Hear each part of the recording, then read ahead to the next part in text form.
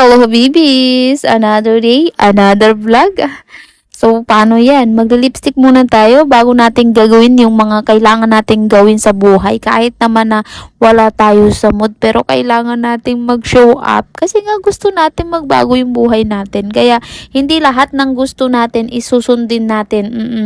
So, piliin natin yung sabi nga, tawag ito, piliin natin yung consistency, schedule, and discipline over the drama.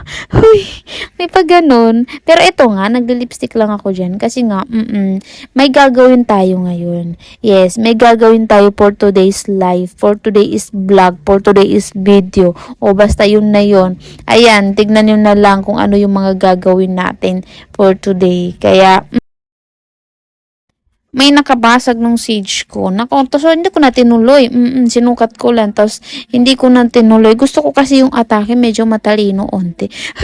Pero wala. Nasira pala siya. So, ayoko naman na, pagtawanan nyo ako dyan kasi sira yung sage natin. Pero, ayan, sinukat ko ulit. Kasi, medyo komportable akong suotin kaso hindi ko na tinuloy. Bale, ayan, ayos-ayos lang ng hair kasi nga, 'di ba? Nakaganyan ako, naka-coat ako kasi 'di ba, ang dami ng bawal kay TikTok. Oo, bawal nang magpakita ng bugilya, bawal nang magpakita ng mga private part, like for example yung mga abs, hindi ko lang alam. Pero sabi, kaya iniiwasan ko na lang, 'di ba? Okay na 'yan. Okay na 'yan ganyang outfit. O okay na 'yan. Tatakpan na natin. O masaya ka na TikTok. Huy, hindi ganoon. Pero iyan, mag-open na ako. Bali, 3 parcel yung dumating sa akin mula kahapon. Actually, parang may isa pa. Hindi ko lang alam saan ko nalagay. Oo, ganun talaga. Pag medyo may unorganizer minsan dito sa bahay. Lalo pag 4 kayong nasa loob ng bahay, 'di ba? So medyo, 'di ba? Hindi ko maintindihan. Basta yun na yun. So, ang hiling ko lang sana is humaba yung pasensya ko. Humaba yung pasensya ko kasi I know my worth. I know na hindi pwedeng paglaanan ng effort or energy yung mga bagay na maliliit lang. Tapos hindi naman makakatulong sa future. So, doon na tayo sa magaan lang. Kahit naman na naiinis ka na. Ganon. So, peace of mind is the key. Uy, di ba? Pagpapasensya para magkaroon ka ng peace. Pero hindi pa rin nagkakaroon ng peace. Pero okay na yan.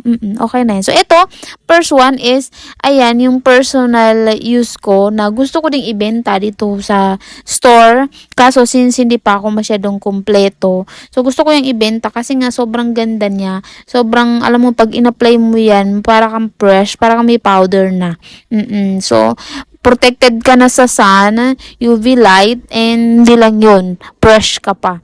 O, dito naman, another one is, pinubuksan ko, is hindi ko pa alam kung ano nasa loob. Pero, I think, sabon to. Oo, may in-order ako sa isang live na sabon na sa 100 plus mo is meron ka ng 20 pieces na sabon na hindi siya ganung kalaki, hindi rin siya ganung kaliit. Oo, bale bilog yung kanya, yung pagkakat.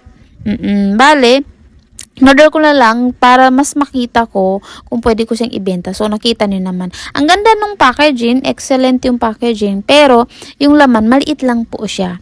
Ngayon, iniisip ko kung ibibenta ko siya sa store or personal use ko siya. Siguro, ipa-personal use ko muna siya sa paa or sa katawan. Something ganyan. Wag muna sa mukha. Baka mas lalo tayong mawala yung ganda natin kahit medyo onti-onti na lang.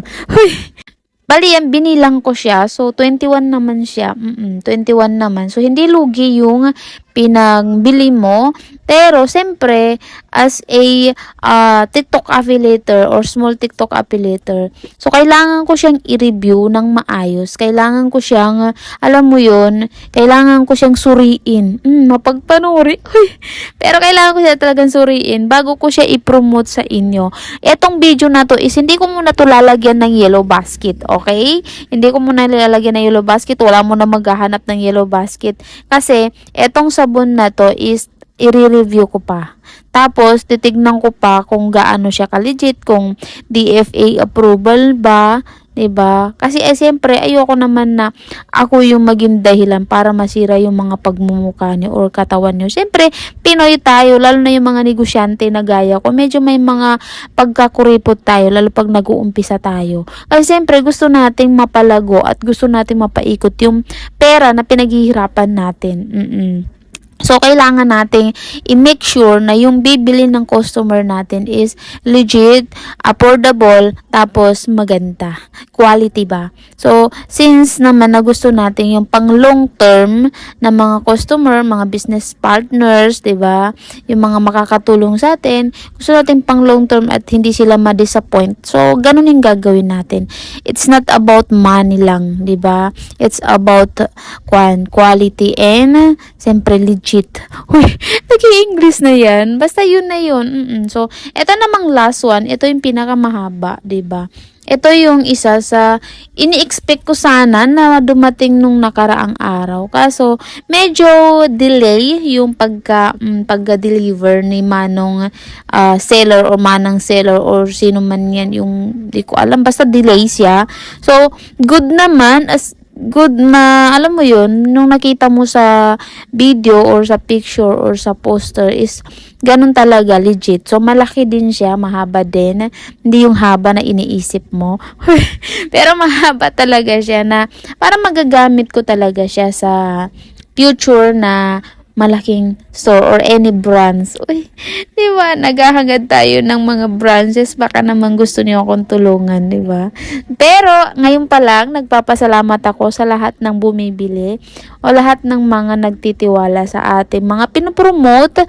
Kung ano man yung iba na na-promote ko na hindi effective sa inyo, pwedeng hindi na nabilhin ulit. Pero kung ito is makakatulong sa inyo, sobrang appreciate ko na bumili kayo ulit.